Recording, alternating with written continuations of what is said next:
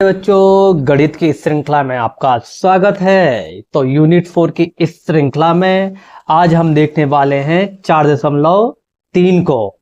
तो आपने अभी तक अगर अपनी स्टडी को स्टार्ट नहीं किया है तो स्टार्ट कीजिए, और इससे पहले अगर आपने अभी तक यूनिट 4 के जो शेष प्रश्नावली हैं जैसे 4.2, 4.1 को नहीं देखा तो वहां जाके इनको कवर कीजिए। और इसके साथ साथ बच्चों, अगर आपने अभी तक अपनी गणित की तैयारी को स्टार्ट नहीं किया है तो हमारे इसी चैनल पर आपको यूनिट 1, यूनिट 2, यूनिट 3 और यूनिट 4 तो अभी चल ही रही है कि वीडियो आपको क्रम वाइज मिल जाएंगी, तो आप उनको भी देखकर अपनी गणित की तैयारी को एक मजबूत आधार दे सकते हैं और गणित पर 100% अंक लाकर अपने 10th क्लास के रिजल्ट को बेहतर तरीके से प्राप्त कर अपने सपने को साकार कर सकते हैं। तो ठीक है, फिर बिना कुछ देरी किए हुए अपनी ये पुरानी यूनिटों को देखकर अपने कॉन्सेप्ट को मजबूत कीजिए, अपने सब्जेक्ट पर पकड़ बनाइए। और अभी हम इस श्रृंखला आज जो टॉपिक को देखने वाले हैं बेटा, वो है प्रश्नावली है 4.3। तो इसे देखिए। तो ठीक है, फिर इन सभी जानकारियों के साथ हम चलते हैं, आज की अपनी क्लास को स्टार्ट करते हैं। इससे पहले देखो, ये धमाका, सफलता का धमाका आपके साथ फर्स्ट यूनिट के साथ ही शुरू हुआ है। तो जाइए और इस धमाके का लाभ उठाइए, ठीक है ना।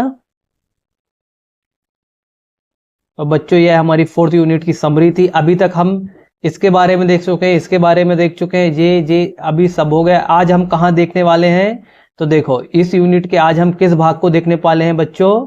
तो इस यूनिट के हम इस 7th पार्ट को देखने वाले हैं। आप फिर अच्छे से समझो, अभी तक हमने इसके 6 पार्ट कवर कर लिए।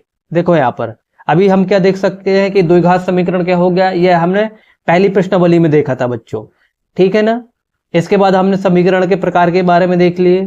इसके बाद द्विघात समीकरण के मूल क्या क्या होते हैं वो देख लिए। मूल्यांकों एवं गुणांकों का हमने संबंध यह भी पढ़ लिया बेटा। इसके बाद हमने इसे भी देख लिया, और दैनिक लाइफ में यूज क्या होता हमने तुझे बता दिए थे। और आज हम इस टॉपिक में क्या हल करेंगे बेटा, देखो आज तुम क्या देखने वाले हो तो उसे देखो यहाँ पर स्पष्ट तरीके से। आज हम इस टॉपिक में देखने वाले हैं बेटा डिस्क्रिमिनेटेंट, मतलब विच्छेदक, डिस्क्रिमिनेंट या विच्छेदक को देखने वाले हैं, ठीक है।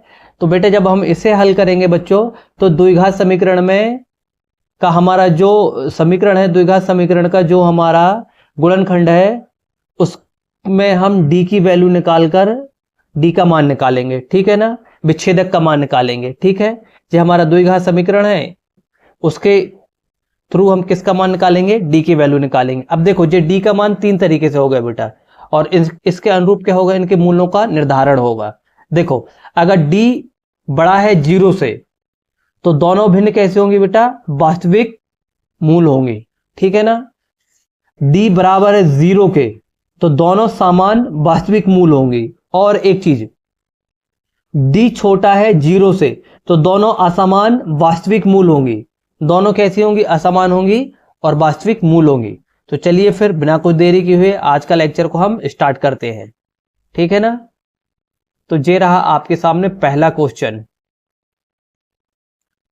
देखिए बच्चों, पहला क्वेश्चन है आपके सामने, मैं जितना बोलूंगा सिर्फ उतना लिखना, ठीक है ना बच्चों, है ना। क्या है, निम्नलिखित द्विघात समीकरण के मूल्यों की क्या ज्ञात करना बेटा हमें। ये क्या बोल रहा है, इसकी प्रकृति निकालने के लिए बोल रहा है, ठीक है ना। तो हमें समीकरण क्या दिया है बच्चों, ए एक्स का स्क्वायर माइनस माइनस 3x + 5, ठीक है बच्चों, बराबर 0। हमें ये क्या दिया है, इसने क्वेश्चन दिया है। तो ये हमें क्वेश्चन दिया, अब हम इसे हल करेंगे। तो देखो, हल के बाद हमने क्वेश्चन लिखे और इसके बाद क्या मानेंगे बच्चों, देखो ए बराबर, हम अब इसके अपन क्या करें, समीकरण, द्विघात समीकरण के अनुसार इसके मूलांकों को क्या निकालेंगे बेटा, अपन मान लिख लेंगे, ठीक है। तो ए बराबर क्या होगा बच्चा हमारा 2, ठीक है। एक्स का स्क्वायर, ए बराबर क्या होता है बेटा, एक्स का स्क्वायर की वैल्यू, ठीक है। बी बराबर क्या होती है, एक्स की वैल्यू। और सी बराबर क्या होता है, हमें जो अचर संख्या दी होती है, ठीक है ना, समझ गए। अब चर अचर क्या होती है, इनका क्या होता है, जैसे मूलक क्या होते हैं, इनके बारे में हम पहले की वीडियो में पढ़ चुके हैं, तो आप जाइए और पुरानी वीडियो को देखिए। ठीक है बच्चों, इतना हो गया। देखो बी का मान कितना हो जाएगा -3 और सी का मान कितना हो जाएगा बेटा 5। इतना नोट करो स्पीड से।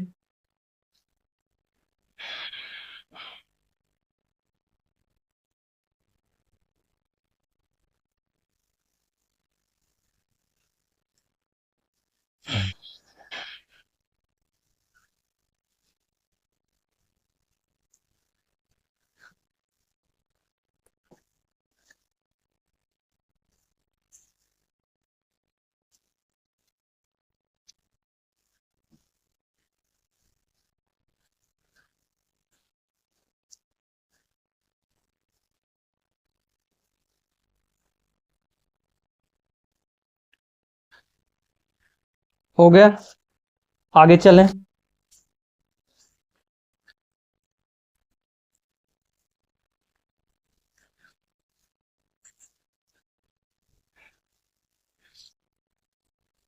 अब देखो बच्चों, इसके बाद हम आगे चलते हैं। तो मैं जितना बोलूंगा बेटा सिर्फ उतना लिखना, बाकी चीजें हिंदी में मैंने क्या आपको समझने के लिए भी लिख दिया है ना। जो डी को अपन यहां पढ़ के आए थे, देखो क्या है, विच्छेदक है जी। हाँ, जैसे विच्छेदक लिखना, आप क्या लिखोगे बेटा, विच्छेदक। देखो यहां पर, तो ये क्या है बेटा, विच्छेदक। इसे क्या पढ़ना है तुमको, विच्छेदक मैं अभी बता दे रहा हूं। इसे क्या पढ़ेंगे अपन, तो डी बराबर क्या होता है बेटा, विच्छेदक, है ना। क्या है, मैं यहां नीचे लिख दे रहा हूं, ठीक है ना। क्या लिखा है, देखो यहां पर विच्छेदक, ठीक है ना। तो ये क्या है, इसे विच्छेदक लिखना, ठीक है ना बच्चों। निर्णायक विच्छेदक।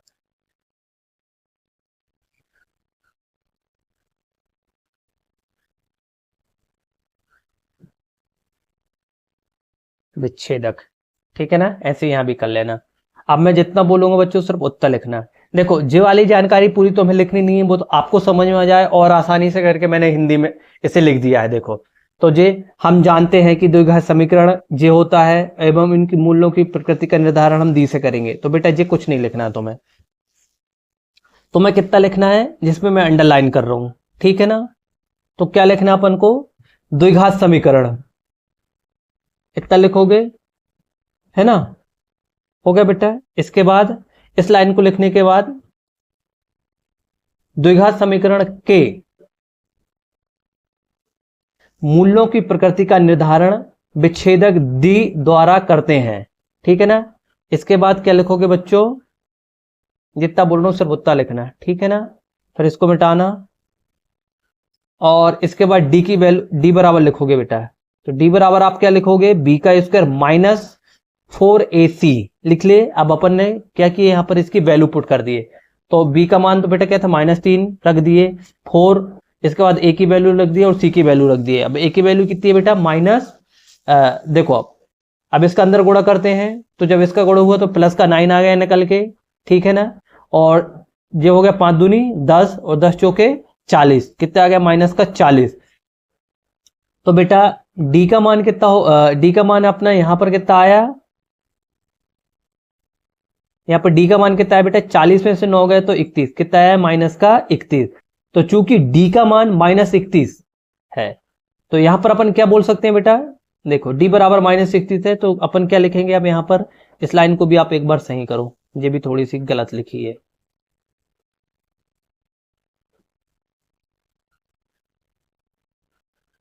अब देखो बेटा, डी का मान -31 है, अर्थात अपन इसको यहां पर क्या पढ़ेंगे बेटा, क्या लिखेंगे, इसी के नीचे लिखना है यहीं पर, है ना, जो मैंने मिटाया है। चूंकि डी छोटा है 0 से, ठीक है ना बेटा, ठीक है। तो डी क्या है बेटा, छोटा है 0 से, आता है क्या होंगे, इतना नोट करो पहले, फिर उसके बाद जो मैंने शर्त बताया था, तो उसके हिसाब देख लो, अतः असमान मूलक होंगे, है ना। नोट कर लो इतना।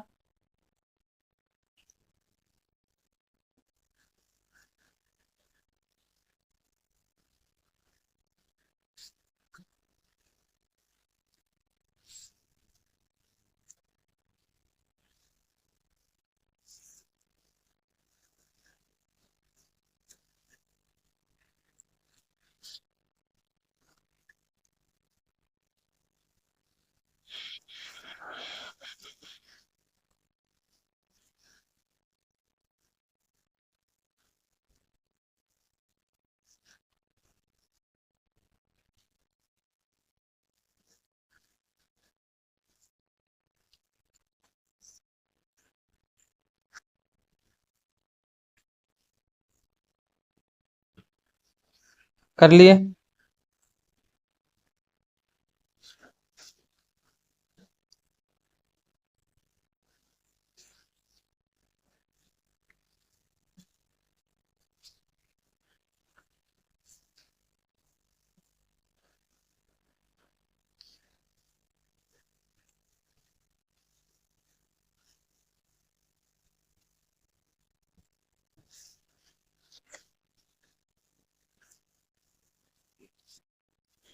आगे चलें।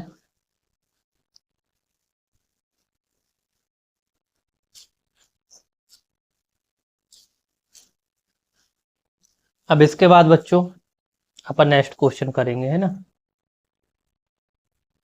तो अब देखो, तो आप डायरेक्ट क्या लिख दो बच्चों, अतः समीकरण का कोई वास्तविक मूल नहीं होगा। जे वाली लाइन नहीं लिखना बेटा, तो डायरेक्ट अपन यहीं पर उत्तर बनाओ और जे वाली लाइन लिख दो, है ना। या फिर एक काम करो, जे वाली लाइन को मत लिखो और ये नीचे आंसर वाली लाइन लिख लो बस डायरेक्ट।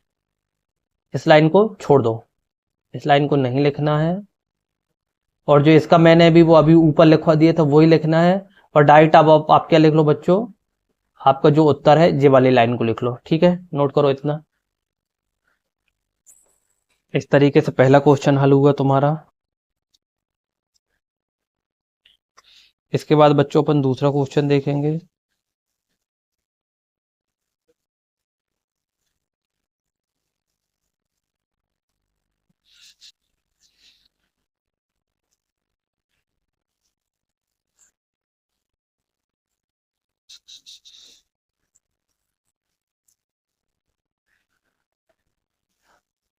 कर लिए, आगे बढ़े।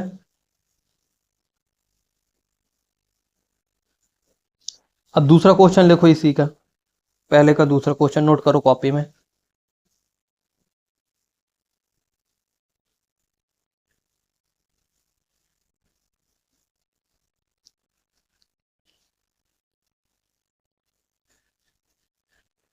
कर लिए नोट।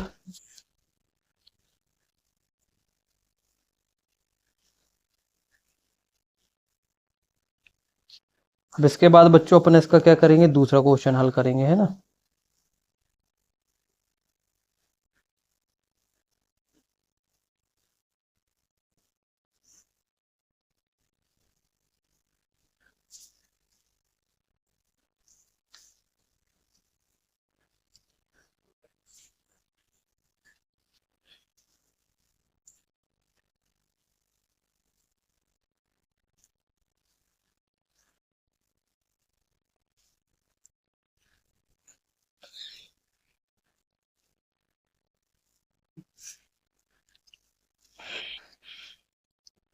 अब देखो बच्चों, अब है अपना इसका दूसरा क्वेश्चन। इसमें भी अब जितना मैं नोट करने को बोलूंगा सिर्फ उतना करना है, ठीक है ना।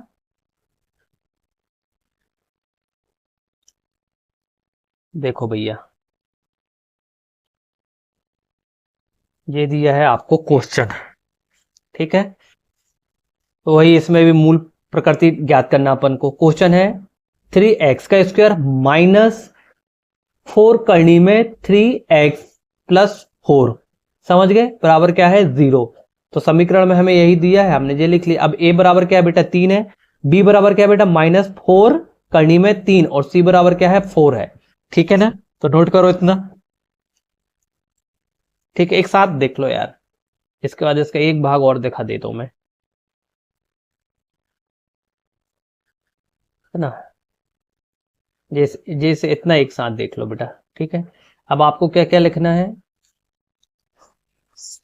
अब बेटा देखो अपन ने ये सब कुछ नहीं लिखना, यहाँ पर ध्यान देना। हाँ, ये सब कुछ नहीं लिखा, हम जानते हैं ये कुछ नहीं लिखना बेटा। हमने तो जो द्विघात समीकरण में बना लिए वो सब हो गया, मूलों को व्याप्त। इतने में तो आप ऐसा ऐसा अगर करते रहोगे बेटा तो कंफ्यूजन हो जाएगा। डाइट इसे लिखो। अब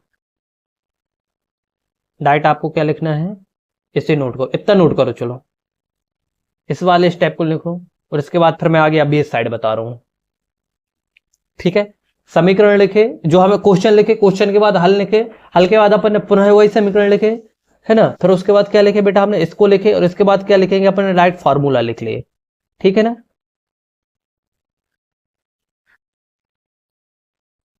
हर बार वही वही एक एक चीज नहीं लिख सकते हैं बच्चों ऐसे में तो कंफ्यूजन हो जाएगा तुमको।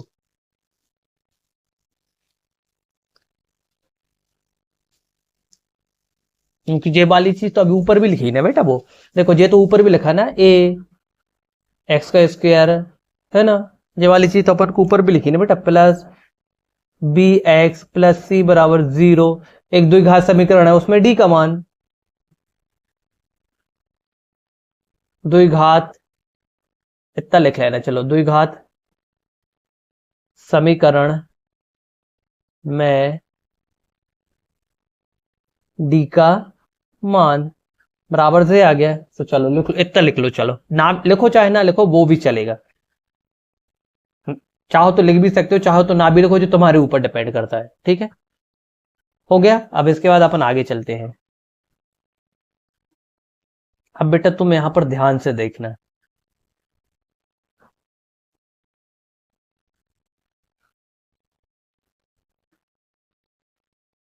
अब अपन क्या कर रहे हैं बेटा, यहाँ पर डी की वैल्यू निकाल रहे हैं, ठीक है ना। चलो थोड़ा सा अपन क्या ले लेते हैं, छोटा कर ले लेते हैं, है ना। पहले हम आपको डी की वैल्यू निकाल के बता देते हैं। चलो मैं चाहता हूँ कि जितना पूरा आ जाए। हाँ, ठीक है ना। एक सेकंड, हम इसे यहाँ इस साइड ले जाकर रख देते हैं, ऐसे यहाँ पर रख दें, ठीक है ना। अरे यार, ये इसी साइड आ रहा है। चलो ठीक है। अब देखो बच्चों, फॉर्मूला अपना ये है, वैल्यू पुट करो। डी का मान कितना है, ठीक है, पुट कर दिए। डी ए सी की वैल्यू भी पुट कर दिए। अब देखो बेटा, यहां पर देखो अच्छे से, जब अपन अंदर गुणा करेंगे बच्चों, तो जे और इसका अलग अलग हो जाएगा, है ना। इसने एक बार यहाँ अलग लिख के दे दिया है, ठीक है। देखो इसका इसमें गुणा होगा तो -4 का स्क्वायर हो जाएगा, करनी में होगा तो -3 का स्क्वायर हो जाएगा। और 4 तिया 12, 12 चौके 48, माइनस का आ गया। क्लियर हुआ इतना। अब इसके बाद आगे देखो। अब देखो बेटा, इसका गुणा होगा तो ऋण का धन आ जाएगा, 16 हो गया। 16 चौके 4 चौके 16। अब देखो बेटा, अब जे करनी 2 कम है, क्या बचेगा, जे ऐसा होगा। देखो यहाँ पर क्या होगा, करनी 3 गुणित क्या होगा बेटा, करनी 3। तो अब मैं इसे ऐसा लिख सकता हूँ बेटा, अब जिसको करनी 3 गुणित 3 लिख सकते हैं अपन। इसके बाद इसे ऐसे लिख सकते हैं बेटा, 3 की घात करनी 2, वो सॉरी 3 की घात 2, उसके ऊपर ये करनी 2। करनी का मान 1/2 होता है, इतना तो तुम्हें पता है। तो इस स्क्वायर से करनी कट जाएगी, ठीक है ना। तो अंदर क्या बच गया बेटा, 3। ऑलरेडी इस वजह से बाहर निकल के क्या आ गया बेटा, 3। क्लियर, समझ में आया, है ना। अब इस ये सब प्रोसेस जानने के लिए पुरानी वीडियो देखिए, सब कुछ अवेलेबल है अपने चैनल पर, ठीक है। अब इसके बाद 16 चौके 48। अब बेटा 48 और 48 तो कितना आ गया हमारे पास, 0। और डी बराबर 0 है तो क्या होगा बेटा, जब हम पढ़े थे तो देखो, अब मैं से मिटा नहीं रहा हूं, नहीं तब मुझे पूरी कहानी मिट जाएगी। तो नीचे क्या लिखा है, द्विघात समीकरण के दोनों मूल बराबर और क्या है, वास्तविक है। नोट करो इतना, ठीक है, समझ गए। इरेज कर दूं, नोट कर लो।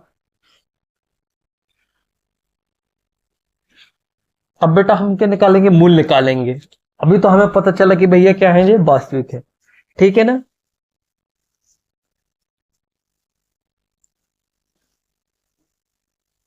हम्म।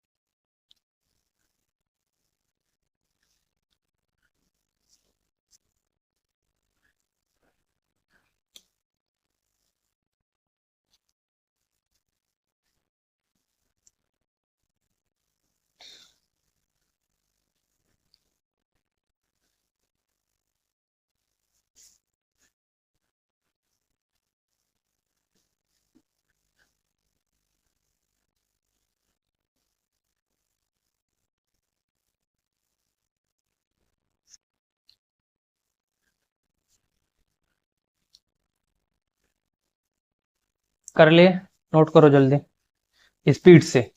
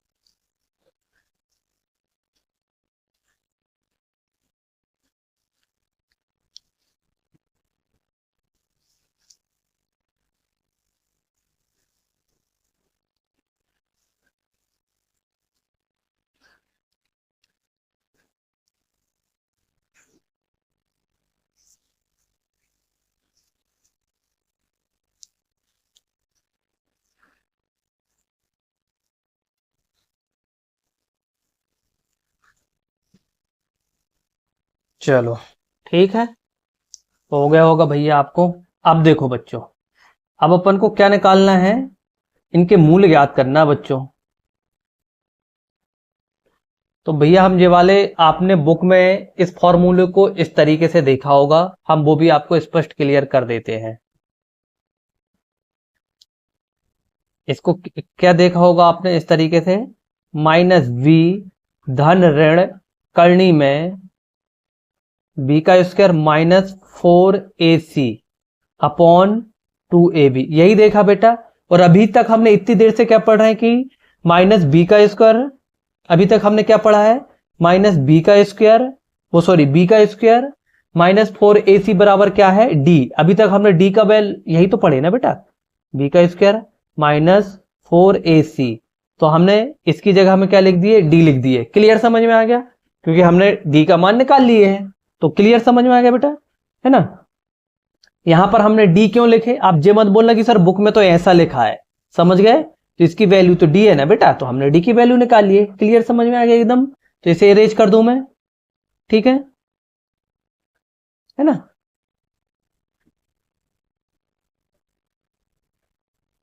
आपकी हर समस्या समझाई जाएगी, टेंशन लेने का बिल्कुल नहीं है, ठीक है बच्चों। अब देखो बच्चों, तो मूल्यों को ज्ञात करने के लिए, मूल्यों को क्या करेंगे अपन ज्ञात करने के लिए, x बराबर minus B plus minus D बटे 2x या 2a, समझ गए। अब अपन वैल्यू पुट कर दे बेटा यहां पर, ठीक है। तो d का मान हमने पहले ही निकाल लिया ऊपर, तो d की वैल्यू हमें कितनी प्राप्त हुई है, 0। a का मान कितना है बच्चों, 3, और b का मान क्या है, करनी में 4 ऋण 3, ठीक है। अब वैल्यू पुट करें, तो देखो बेटा जब अपन रखते हैं यहां पर b की वैल्यू, तो -4 करनी में 3 और d की वैल्यू 0 बटे 2 गुणित 3, ऋण ऋण का क्या आ गया, धन आ गया। 4 एकम 4, 3 एकम 3 बटे 3 दूनी 6, ठीक है ना। या गुणा मत करो, कैसा करो हम यहाँ तुमको बता दे रहे हैं, गुणा मत करो, ऐसा देखो, यही तो यही कलर रहती, देखो यहाँ पर अच्छे से समझ। अभी छोटी संख्या तो तुम्हें आसान लग गया। देखो बेटा मैंने पहले इसका गुणा किया, फिर यहाँ 6 लिखा, फिर इसका भाग किया। छोटी संख्या दिक्कत नहीं गई, पर बड़ी संख्या बेटा तुम्हें परेशान कर देगी। तो समझ में आ गया हम क्या कह रहे हैं भैया, बड़ी संख्या हो जा बेटा तो इसे तुम क्या लिखना, ज्यों की त्यों लिखना। कैसे लिखना, ज्यों की त्यों कैसे लिखोगे वो भी देखो। तो इसे अपन क्या लिखेंगे बेटा, 2 गुणित 3 लिख लिए। अब इसे सिर्फ काट दो। अब मैं फिर बता रहा हूं, यहां पर छोटी संख्या तो तुमको दिक्कत नहीं जाएगी, बड़ी संख्या रहेगी तो दिक्कत जाएगी। मैं बता किसके ले रहा हूं, ताकि बड़ी संख्या में तुमको बाद में दिक्कत ना जाए। तो ये तो मत बोलना सर इससे अच्छा तो अपन को यही दिख रहा है, नहीं बेटा, बड़ी संख्या के लिए दिक्कत जाएगी। तो इसलिए 2 एकम 2 और 2 दूनी 4, तो इसका मान कितना बच गया बेटा अपन को, 2 बटे करनी में 2 करनी में 3 बटे 3, समझ गए बच्चों। तो इसका मान अपन क्या बोल सकते हैं भैया कि मूल अपने क्या होंगे बेटा, एक बार प्लस का होगा एक बार माइनस का हो गया। फिर क्या इसमें क्या है, दोनों बराबर निकले बेटा, तो क्या होगा 2 करनी में 3 बटे 3 और 2 करनी में 3 बटे 3। ठीक है, यही आपका आंसर है, नोट कर लो इतना। क्योंकि दोनों मान बराबर है, इस वजह से दोनों किसके आ जाएंगे, प्लस के आ जाएंगे, या फिर दोनों माइनस के आएंगे, तो अपन ने दोनों प्लस के ले लिए। क्लियर समझ में? दोनों माइनस के भी आ सकते हैं, याद रखना है यहां पर। मुझे मत बोलना कि सर प्लस के ही क्यों लिए, माइनस के भी आ सकते हैं, सिर्फ इतना होगा कि दोनों मान समान आएंगे बस।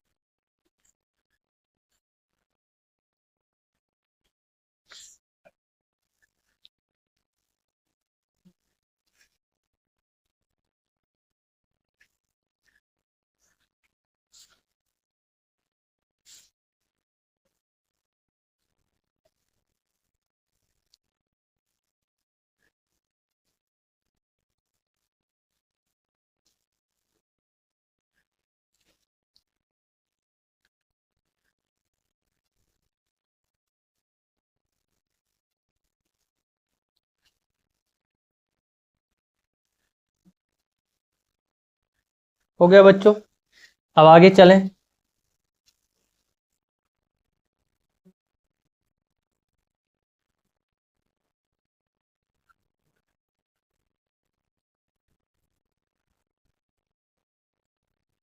अब बेटा इसका जो तीसरा क्वेश्चन है, देखो ये तीसरा क्वेश्चन आपके लिए होमवर्क है, मैं, ठीक है ना, मैंने करा दिया है, पर बेटा ईमानदारी से अब आपको कसम है कि चीटिंग मत करना।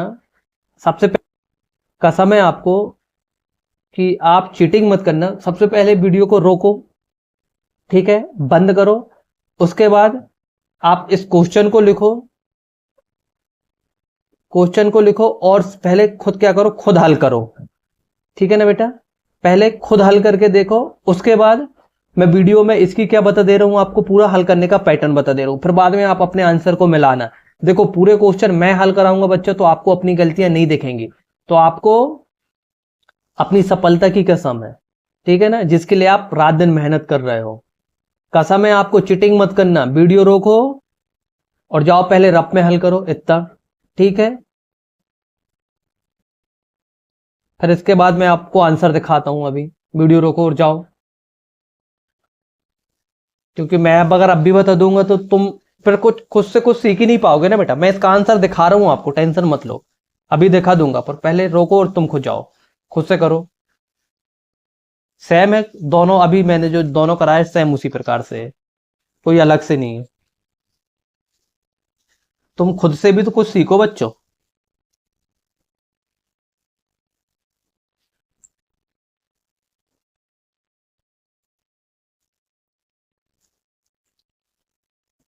जब हल कर लोगे तो पुनः आके वीडियो देख लेना, ठीक है ना। क्या करोगे, जब तुम हल कर लोगे तो पुनः आके वीडियो देख लेना। अब इसका आंसर देख लो, वीडियो रोक रोक के लिख लेना, ठीक है ना।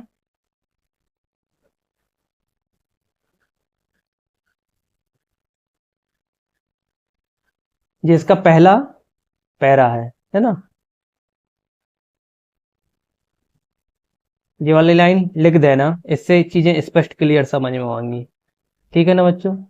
जब तुम ये इतना लिख दोगे, इसके बाद ये पहला पैरा हो गया, इससे वीडियो रोक के लिख लेना हल के बाद, ठीक है ना। अब इसके बाद अपन इसका क्या निकालते हैं, मूल निकालते हैं, तो मैं दूसरा भी बता दे रहा हूं। ये दूसरा हो गया, इस तरीके से ये क्या हो गया, इसका उत्तर हो गया, ठीक है। तो तीसरा क्वेश्चन अब तुमने कैसे किया है उसको मिला लो। अब एक चीज यहां बस मुझे जो एक्सप्लेन करना है वो मैं बता दे रहा हूं। यहां पर देखो बेटा, इसका मूल डी का मान 0 से बड़ा है, और हमने ऊपर क्या पढ़े हैं वो यहां पर देखो तुम। जब डी का मान 0 से बड़ा हो तो क्या होंगे, दो भिन्न मूल निकलेंगे। डी का मान 0 के बराबर हो तो समान मूल निकलेंगे, डी का मान 0 से छोटा हो तो क्या निकलेंगे, असमान मूल निकलेंगे। तो ठीक है, अभी हमारे पास क्या है, डी का मान डी से डी का मान 0 से बड़ा है, तो कैसे निकलेंगे, भिन्न मूल निकलेंगे। समझ में आ गई बात। इस वजह से बेटा हमने एक बार इसे प्लस का लिया है और एक बार माइनस का लिया है। तो तुमको जो लगेगा यहाँ पर, देखो यहाँ पर ये हल है, आपको जो लगेगा बेटा यहाँ पर कि सर हमें तो ये इतना निकला, तो आपने एक बार प्लस का, यहाँ पर प्लस का क्यों लिया, एक सेकंड रुक जाओ। आपको लगेगा कि सर एक बार यहाँ पर प्लस का क्यों लिया और एक बार माइनस का क्यों लिया, क्योंकि यही तो हमारा क्या बेटा फॉर्मूले में है। तो ठीक है, नोट कर लो इतना, है ना। और इस तरीके से बेटा आज की क्लास में हमने क्या देखे, पहले के हमारी जो 4.3 थी, उसके पहले के तीनों क्वेश्चन हल कर लिए हमने। पहला प्रश्न क्या कर लिए, इस तरीके से पूर्णतः हल कर लिए बच्चों, ठीक है ना। अब इसके जो इस यूनिट के जो नेक्स्ट क्वेश्चन है वह हम आने वाली क्लासों में देखेंगे बच्चों, और इसी प्रकार से हमारी श्रृंखला निरंतर आगे बढ़ते जाएगी। मैं अभी भी आपको बोल रहा हूं बच्चों, अगर आपने अभी तक अपनी तैयारी को स्टार्ट नहीं किया, अभी तक सीरियसली नहीं लिए हो, तो अभी तक ईमानदारी से सीरियस होकर अपनी तैयारी को स्टार्ट करो। यूनिट 1 आपके लिए पूरी कवर है, 2 कवर है, 3 कवर है, और 4 भी आपकी 1-2 दिन में कवर हो जाएगी। तो आप सोचो बच्चों, अभी हमने कितने तारीख से पढ़ना स्टार्ट किए हैं, 1 जुलाई, ठीक है, 1 जुलाई से हमने स्टार्ट किए, और आज की तारीख कितनी है, 1 अगस्त। 1 अगस्त आते आते बच्चों हमने कितनी 4 यूनिट को कवर कर लिए, समझ गए। इस 4 यूनिट भी आपकी कंप्लीट होने जा रही है, 1-2 दिन में कंप्लीट हो जाएगी। मतलब अगर मोटा मोटा 3 अगस्त तक तो आप कंप्लीट कर ही लोगे ना। 3 अगस्त तक अपन क्या करेंगे बच्चों, इस 4 यूनिट को कवर कर लेंगे। अब आपके 1 महीने में देखो 4 यूनिट कवर हो गई। अब मैंने तो ईमानदारी से इन 4 यूनिटों को कवर करा दिया। अब आपने क्या ईमानदारी से इन 4 यूनिटों को पढ़ा है, अपने आप से जरूर एक बार क्वेश्चन करना, ठीक है। और आपने नहीं किया है तो जाओ, अब आप इनको कवर कैसे करोगे वो भी बता दे रहा हूं। जैसे आज की क्लास को तुम आज की 1 क्लास ले लो, और जो पुरानी यूनिट है और पुरानी 1 क्लास लो बेटा। तो डेली एक न्यू एक पुरानी, एक न्यू एक पुरानी। तो इस तरीके से आप 1 महीने में आने वाले अगस्त के अंतिम तक आपका क्या हो जाएगा बेटा, पुरानी और न्यू दोनों क्लास क्या हो जाएंगी, कंप्लीट हो जाएंगी। तो समझ में आ गई बात किस तरीके से कवर करना है, ठीक है।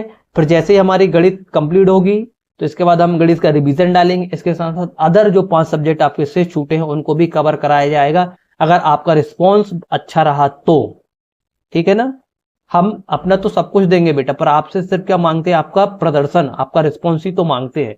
तो ठीक है, फिर चलिए, आशा करते हैं कि आप जो बताए गए निर्देश हैं उनको फॉलो करोगे और अपनी सफलता की मंजिल की ओर आगे बढ़ोगे। तो चलिए फिर इन्हीं शुभकामनाओं के साथ जाते जाते, अगर आपने अभी तक हमारी वीडियो को लाइक नहीं किया तो बच्चों वीडियो को लाइक कीजिए, वीडियो को शेयर नहीं किया तो वीडियो को शेयर कीजिए, चैनल को अगर सब्सक्राइब नहीं किया तो चैनल को सब्सक्राइब कर लीजिए। और इन्हीं शुभकामनाओं के साथ कि आप बेहतर तरीके से जो आपको जो गाइडेंस बताए गए हैं आप उनको फॉलो करोगे और अपनी सफलता को नया आधार दोगे। इन्हीं शुभकामनाओं के साथ लेते हैं आज आपसे विदा, मिलते हैं नेक्स्ट क्लास में, तब तक के लिए जय हिंद।